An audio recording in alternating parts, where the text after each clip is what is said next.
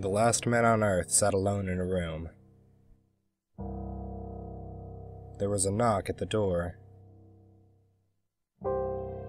He looked towards that direction. A look of dismay fluttered across his face. He looked down at his pale, dry hands, questioning if he should answer the door. He moved his thumbs in circles as he went through the possibilities of who it could be. Finally, he settled on a no and sat back in his old armchair. His facial muscles relaxed until his face was expressionless. He had hoped that there was still tea in the cupboard. There was another knock at the door.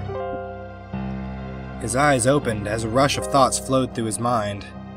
He turned his head back towards the direction of the door. It was just down the hall with that loose board 3 steps down. Take a left, and there it was. It had glass panes on it, and the middle left one needed to be fixed. He should fix it, now that he had the time. Yes, then he could also check on who was knocking. A small smile settled on the man's lips as he looked away and scooted up the chair to get up and head towards the door.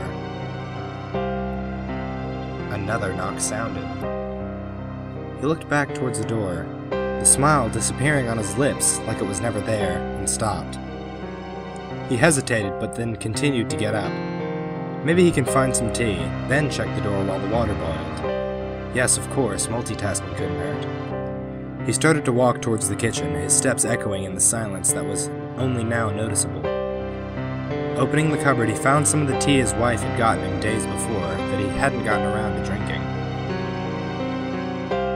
Picking up the tin, there was a knock at the door. The noise startling him, for he almost forgot about the problem he had, being the knock at the door. Ducking his head out of the doorway of the kitchen, he looked down the hallway with a loose board 3 steps down, and craned his neck in hopes of catching a glimpse at the door. He looked back at his tin with a look and matching feeling of yearning, and placed the tin onto the counter.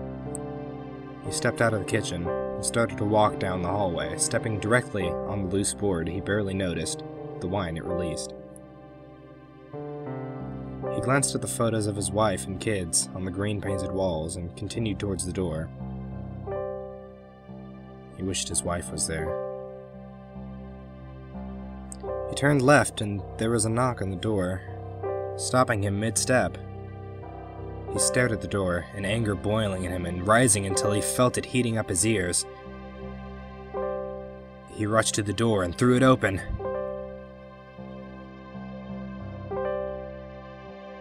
He wished he'd made that tea.